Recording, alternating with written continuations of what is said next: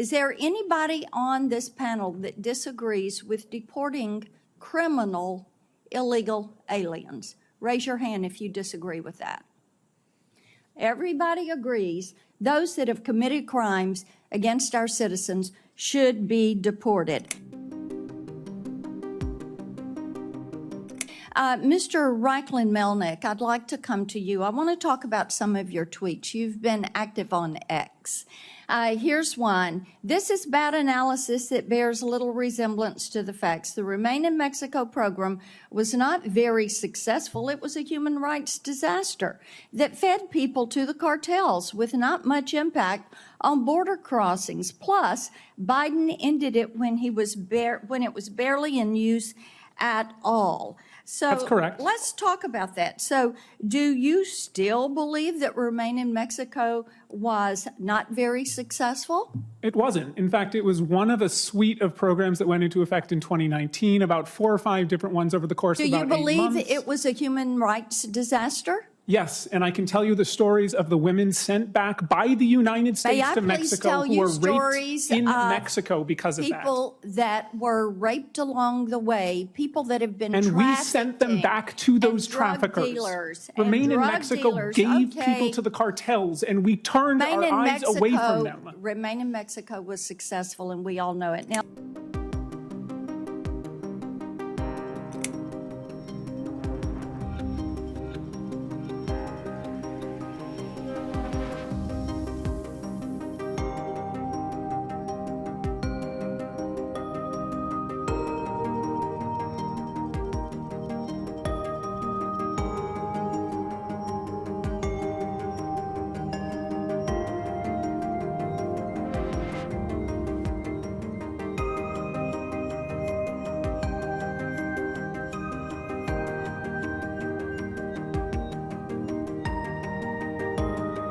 Ms. Morin, I am so sorry for your loss. I know that's been a very difficult time for you and your family, and this truly is a season of sorrow for you all, and I recognize that. I find it so interesting. This open border policy that we've seen is not a compassionate policy. I've talked to people that work with human trafficking and sex trafficking, and what is happening to women and children is abhorrent.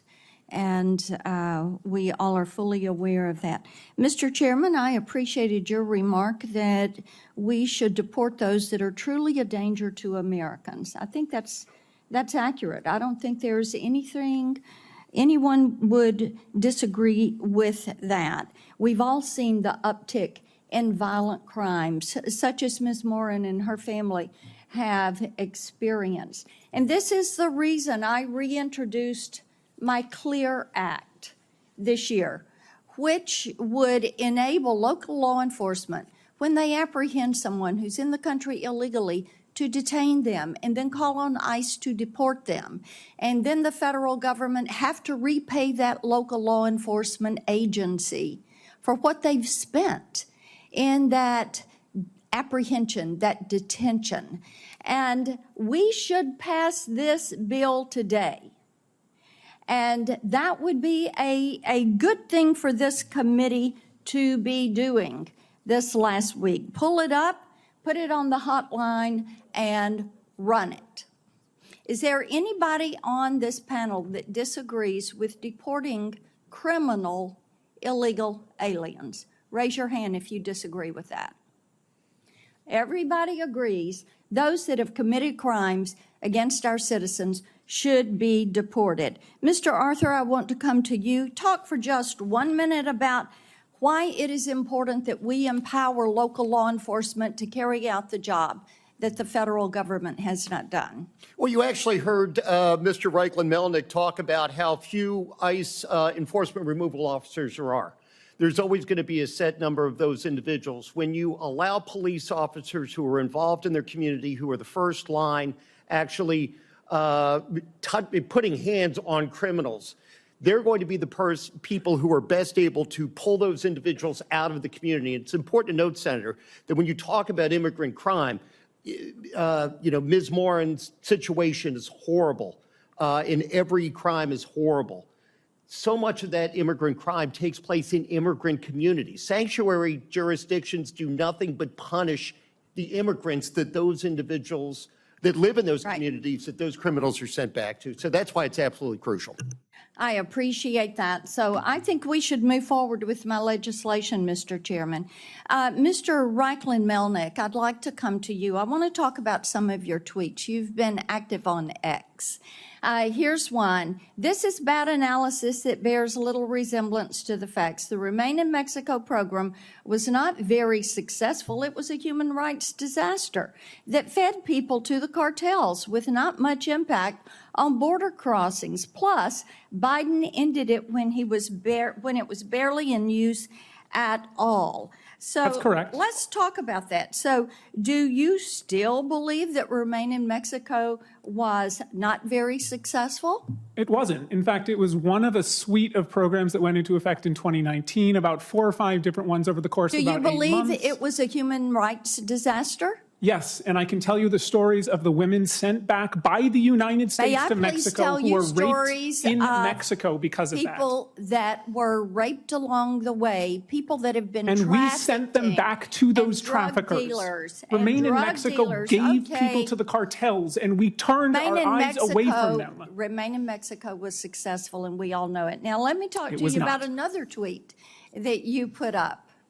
There are not 320,000 missing children. That's correct. That number is a false interpretation of a DHS OIG report that said that 32,000 people who entered as unaccompanied children from 2019 to 2023 were ordered deported for missing court, and ICE failed to file charging documents for 291,000 more. That's right. Now, that's an accurate description of the OIG report. This is a human rights disaster because what we have heard is the DHS Inspector General, and what they have testified is that they found 32,000 migrant children did not show up for their court date, and an additional 291,000 migrant children never received notices to appear. That's correct. That's what my tweet said. So it isn't your testimony that DHS does in fact know the whereabouts of every single one of these 320,000 children, and they're just not telling people where these children are. No, because that's not DHS's function here. It's also Office of Refugee Resettlement. It's it is not their DHS job to go out and find every single people. It is DHS and ORR. I guess the broader point is somebody isn't missing if no one's looking for them. What we know is that through reports that have been made, reporting even the New York Times, many of these children are in abusive situations. They are working in plants, and indeed, DHS says that you've got this 320,000 migrant children that cannot be located. That is a human rights disaster. I yield back. Senator Blackburn, they did not say they can't be located. They said that they had not even attempted to file My time has charging expired. I documents, yield which back, is a very Mr. different Chairman. thing. I'm going to give the witness an opportunity to finish his remarks. I just want to know, the DHS report did not say these children were missing. It said that ICE had failed on the job to actually start the court process for them. If ICE filed the court documents, many of those people would be living at the exact address that the ICE told them. It's just ICE has not filed the charging documents. It's not that they're missing. And of course, exploitation is very real, and we've called for more labor enforcement to ensure it doesn't happen. Over 8 million people were encountered during the Biden years, 4 million released into the country. The non-detained docket that we have as a nation is over 7 million people. There are 600 and something thousand people on that non-detained document that have criminal records. We're going to start sending people out of the country that present a threat to us and should never have been here to begin with. The politics of immigration and broken borders, according to a couple of Democratic senators, was outcome determinative. I think they're right. So as much as I respect and admire the chairman, I think your focus is misplaced here. You should be working with us to clean up this mess. You should want mass deportations of people here illegally that represent threats to our country. How did we get to where we're at? The average annual deportation for Obama and Trump was about the same.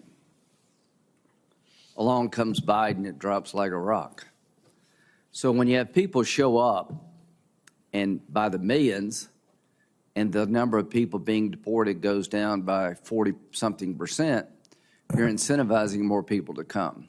It is our belief that the only way you'll get control of the border is for deportations to start early so people will not pay the money to the coyotes and others to come to our border in the first place because they see people leaving, not staying. If we do not have outflow, the inflow will continue. Let's be clear what we are talking about today. This hearing is on the eve of the next Donald Trump administration.